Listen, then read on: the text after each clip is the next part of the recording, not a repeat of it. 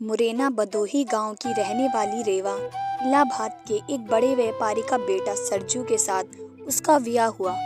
नए घर में बड़े ही आदर सम्मान के साथ रेवा ने गृह प्रवेश किया। शादी के 2-3 साल काफी मजे और खुशी के साथ निकल गए और जैसे जैसे दिन बीतता गया रेवा अपनी जिम्मेदारियों के बोझ तले दबती चली गई। रेवा की सास भी रेवा से काफी खुश थी कि रेवा बहू अपना घर और संसार सब कुछ अच्छी तरह से संभालने लगी है। गर्मी की छुट्टियां पड़ गईं। रेवा अपने मायके जाने की बात अपनी सास से बोली। मम्मी 2 साल हो गए ये मायके नहीं जा पाई, क्या मैं थोड़े दिन जाकर आऊं? सास ने जवाब दिया, देखो रेवा, अगले साल चले जाना। रेवा यह सुनकर काफी नाराज और दुखी होकर सोचने लगी कि जब चंचल दीदी हर 3 महीने पर घर आती हैं तो मम्मी काफी खुश होती हैं और कहती हैं कितने दिन के बाद आई हो, और मुझे 2 साल हो गए हैं मेरे बारे में कोई कुछ नहीं सोचता। मेरी खुशी किसी के लिए कोई मायने ही नहीं रखती, और क्या दिन भर इन लोगों को खाना बना के खिलाती रहूं, घर का सारा काम करती रहूं? क्या मेरी बस यही जिंदगी है? और रेवा कमरे में आंसू की धारा समेटे दाखिल हुई। शाम को चंचल दीदी आने वाली हैं, देखना मम्मी कितनी खुश होती हैं। खाने की अलग अलग फरमाइशों की लड़ी लगती रहेगी कि कभी चंचल दीदी के लिए समोसे बना दो, कभी पालक पनीर, तो कभी बिरयानी। मैं इतना क्यों सोच रही हूँ, करना तो मुझे ही है, बनाना है तो चलो किचन में अभी से तैयारी से लग जाऊँ। यह सोच ही रही थी कि तभी सास ने आवाज़ दी, रेवा जल्दी नीचे आओ, देखो चंचल आई है। रेवा अपने चेहरे पर मुस्कान लिए अपने दुख को अंदर एक कोने में दबाए अपनी ननंद का स्वागत करती है।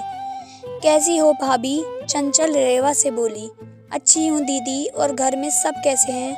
अच्छे हैं। अच्छा, हमारा जीजा जी कैसे हैं? चंचल शर्माते हुए कहती है, वह भी भाभी अच्छे हैं। अच्छा दीदी आप बैठो, मैं नाश्ता बनाकर लाती हूँ। नहीं नहीं भाभी, कुछ मत बनाओ, मैं अभी घर से नाश्ता करके आई हूँ, और भाभी केवल 2-3 घंटे ही रहूँगी क्योंकि सास की तबीयत ठीक नहीं है। आपके जीजा जी उन्हें लखनऊ दिखाने गए हैं तो वो बोले तुम अकेली यहाँ क्या करोगी? एक काम करो, तुम अपने मायके जाकर सबसे मिलकर चली आओ।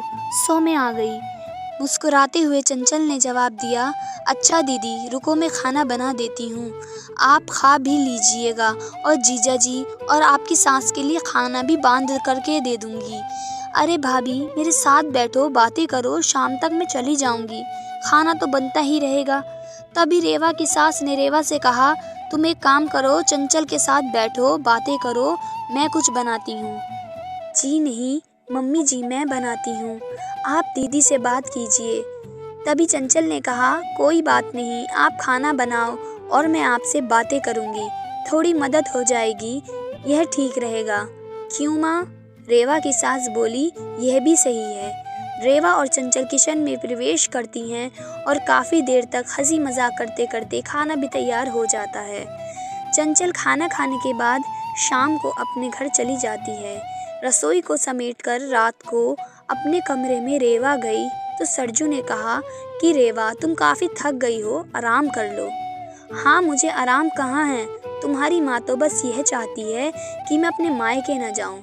चंचल दीदी 1-2 घंटे के लिए आती हैं, लेकिन मिलकर तो जाती हैं ना उनसे। तुम भी चली जाओ रेवा, सरजू ने कहा। और देखो रेवा, दीदी भी कहाँ आप आती जाती हैं। जब शरद जीजा जी अपनी माँ को लखनऊ डॉक्टर के पास दिखाने ले जाते हैं तभी मिलने आती हैं, तो इसका मतलब है कि मैं कभी नहीं जा सकती अपने मायके?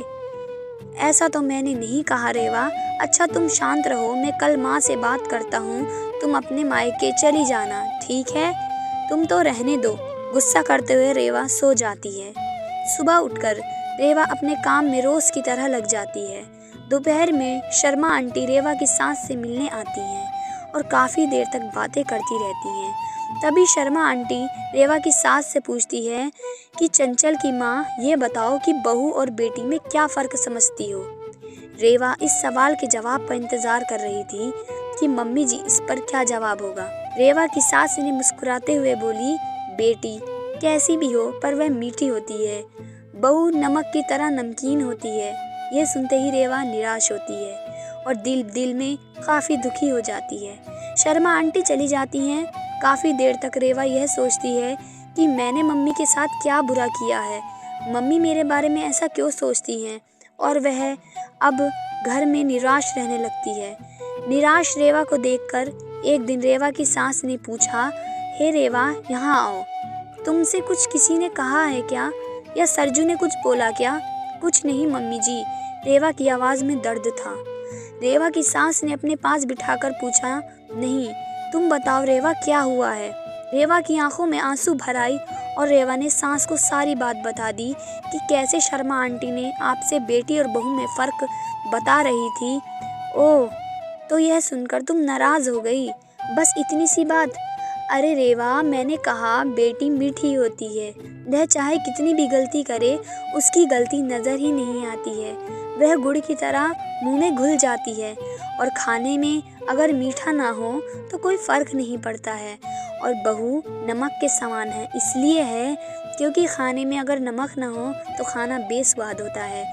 खाने में नमक मिलने पर हम जो खाना खाते हैं उसी समय नमक के हम कर्जदार बन जाते हैं। ठीक उसी तरह तुम मेरे लिए वही नमक हो। मैं अपने स्वार्थ के लिए तुम्हें कभी नहीं जाने देती हूँ, क्योंकि तुम्हारे रहने से घर सूना सा लगता है।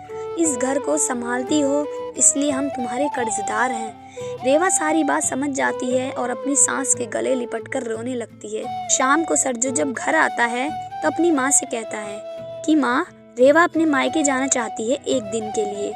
रेवा तपाक से बोल उठी, नहीं, मुझे नहीं जाना है, मैं चली गई तो खाने में कोई स्वाद नहीं रहेगा।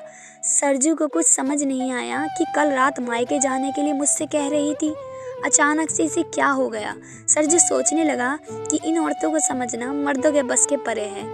रेवा की सास रेवा के सिर पर हाथ फेर कर रही थी और सरजू एक टका लगाकर रेवा और अपनी माँ को देखता।